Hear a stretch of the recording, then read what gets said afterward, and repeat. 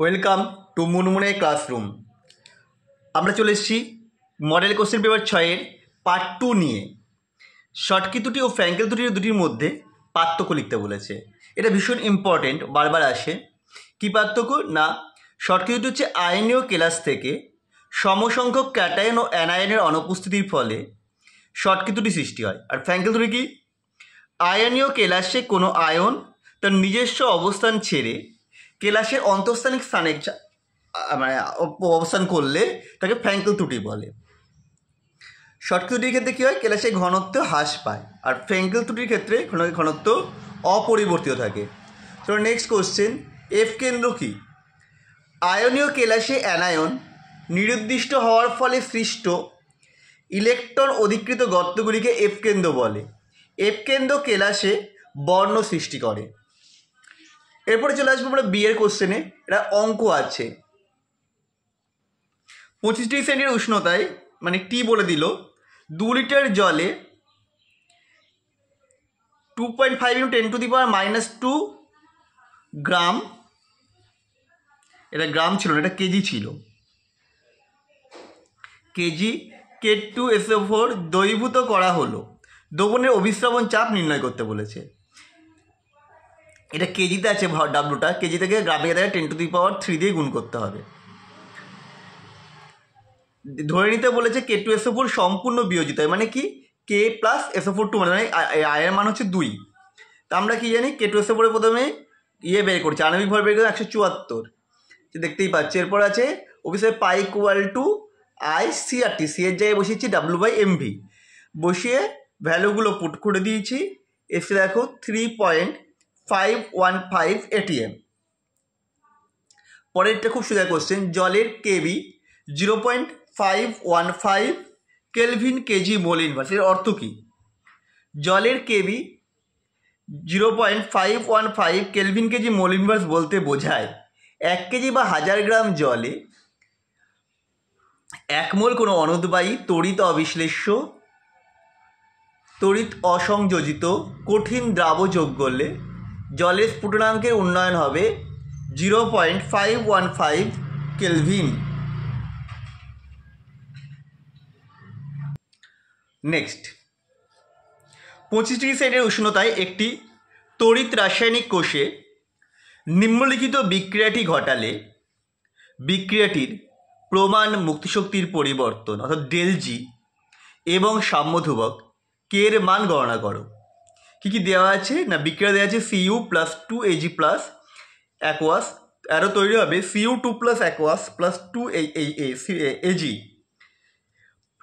এর দুটোর E0 মান ভ্যালু দেওয়া রয়েছে। তাহলে প্রথমে E0 সেল বের করে নিয়েছি, ক্যাথোড - E অ্যানোড করে, জিএসটি 0.46 ভোল্ট। তাহলে প্রমাণ মুক্তিশক্তির পরিবর্তে ΔG = -NF E0 সেল, সেটা পুট করে দিলাম, আসছে 88.78 kilo joule. ln K = E0 cell into N/0.05 কারণ 25 ডিগ্রি সেন্টিগ্রেড বলে দেওয়া ছিল। এটা করে ক্যালকুলেশন করলে আসছে কে এর মান 3.92 × 10⁻15। পরেরটা অথবা লেড সঞ্চয় কোষের তড়িৎকরণ এবং তড়িতায়িতকরণে সংগঠিত অ্যানোড বিক্রিয়াটি লেখো। লেড সঞ্চয় কোষের তড়িৎ ক্ষরণের সময় অ্যানোড বিক্রিয়াটা কী হবে? না, Pb solid plus PSO4 2- aqueous, এটা তৈরি হবে PbSO4 সলিড প্লাস 2 ইলেকট্রন। আর আহিতকরণ বা চার্জিংয়ের সময় যেটা হবে সেটা হচ্ছে PbSO4 solid plus 2H2O liquid, এরও তৈরি হবে PbO2 solid plus 4H plus aqueous plus SO4 2- aqueous plus 2 electron. একটি ধাতব দ্রবণে 1.5 ATM মানে 1.5 অ্যাম্পিয়ার মানে আয়ের মান বলে দিল, তড়িৎ প্রবাহ 30 মিনিট, 30 × 60 করলে সেকেন্ড মানে টি বলে দিল। ক্যাথোডে এত গ্রাম মানে ডাব্লু বলে দিল ভর সঞ্চিত হয়। ধাতুটির যোজ্যতা যদি 2 হয়, ভি বলে দিয়েছে। আপেক্ষিক পারমাণবিক ভর, তাহলে আমরা জানি কি আপেক্ষিক পারমাণবিক ভর যদি আমি এম ধরে নিই তাহলে তুলাঙ্ক ভর কত হবে? m/2। W = EIT/F করে ফেলে দিলাম ফর্মুলায়, এটা করলে এটা আসছে 63.6। অর্থাৎ ধাতুটির আপেক্ষিক পারমাণবিক ভর হবে 63.6 গ্রাম মোল ইনভার্স। কপার মাটির সংযুতি লিখতে বলেছে, আর শত বিজারণ প্রক্রিয়াটি ZnS এর ক্ষেত্রে প্রয়োগ করা যায় না কেন? দেখো, কিউপ্রাস সালফাইড ও ফেরাস সালফাইডের গলিত মিশ্রণকে ম্যাট বলে। এতে 55% প্রায় কপার থাকে। পরেরটা, কপার তড়িৎ রাসায়নিক শ্রেণীতে হাইড্রোজেনের নিচে অবস্থান করায় এর তড়িৎ ঋণাত্মকতা কম। তড়িৎ ঋণাত্মকতা বা তড়িৎ ধনাত্মকতা হবে, ঋণাত্মকতা নয়, তড়িৎ ধনাত্মকতা কম। তাই সিউ প্লাস সহজেই সিউতে বিজারিত হতে পারে। অপরদিকে Zn এর, এটাই মূল কোশ্চেন, মানে উত্তরটা, তড়িৎ রাসায়নিক শ্রেণীতে হাইড্রোজেনের অনেক ওপরের দিকে অবস্থান করায় তড়িৎ ধনাত্মকতা অত্যন্ত বেশি হয়। তাই Zn এর অক্সিজেনের প্রতি আসক্তি বেশি হওয়ায় Zn অত্যন্ত সুস্থিত হয়। তাই শতবিজারণ প্রক্রিয়ায় ZnS থেকে Zn পাওয়া যায় না। পরেরটা, থার্মিট পদ্ধতির মূলনীতি।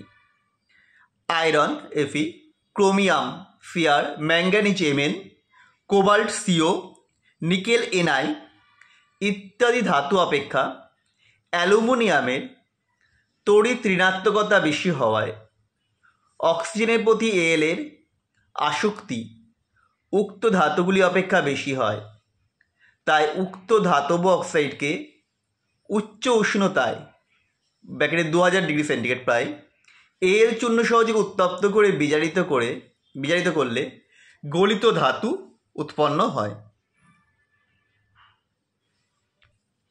নেক্সট কোশ্চেন এরটা, কারণ ব্যাখ্যা করো। Cr2+ আয়ন বিজারক এবং Mn3+ আয়ন জারক রূপে কাজ করে, যদিও ওদের দ্বিপক্ষ ইলেকট্রন বিন্যাস একই। কী করে করব না, Cr2+ তীব্র বিজারক পদার্থ, কারণ Cr3+ এর 3D আয়নের ক্ষেত্রে জলীয় দ্রবণে জটিল যৌগ গঠনকারী T2G কক্ষকগুলি অর্ধপূর্ণ, অর্থাৎ T2G3 থাকায় এটি অধিকতর সুস্থিতি লাভ করে। সেই জন্য কম সুস্থিত Cr2 মানে T2G3 Eg1 আয়ন সহজেই জারিত হয়ে Cr3+ এ পরিণত হয়। তাই Cr2+ একটি বিজারক পদার্থ তীব্র।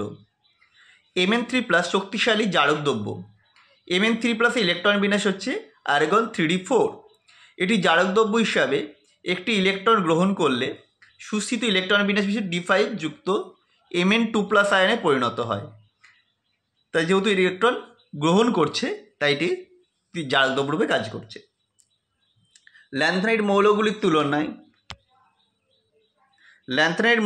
তুলনায় অ্যাক্টেন মৌলগুলি অধিক সংখ্যক জারণ স্তর প্রদর্শন করে। কেন না, অ্যাক্টেন মৌলগুলি প্রধানত +3 জারণ স্তর গঠন করে। 5F উপকক্ষের অতিরিক্ত পরিব্যাপ্ত আকৃতির জন্য 6x 6p উপকক্ষে ছাড়িয়ে বাইরের দিকে প্রসারিত থাকে। ফলে 5F 6d এবং 7s কক্ষগুলির মধ্যে শক্তির পার্থক্য খুব কম হয়। তাই এই 3 উপকক্ষ ইলেকট্রনে বন্ধনী গঠনে সক্ষম। সেই কারণে অ্যাক্টেন মৌলগুলির উচ্চতর জারণ স্তর সহ বহু সংখ্যক জারণ স্তর +3 থেকে +7 গঠন করে। তাই ল্যান্থনাইড মৌলগুলির তুলনায় অ্যাক্টেন মৌলগুলি অধিক সংখ্যক জারণ স্তর প্রদর্শন করে। পরের কোশ্চেন চলে যায়। Fe4+ উত্তম জারক, Sm2+ উত্তম বিজারক কেন? Fe4+/C3+ সিস্টেমের প্রমাণ বিজারণ বিভব উচ্চ ধনাত্মক 1.74 ভোল্ট হওয়ায় Fe4 স্বাভাবিক প্রবণতা অনুযায়ী একটি ইলেকট্রন গ্রহণ করে বিজারিত হয়ে সুস্থির +3 জারণ স্তর অর্থাৎ Ce3+ আয়ন উৎপন্ন করে। তাই Fe উত্তম জারক পদার্থ।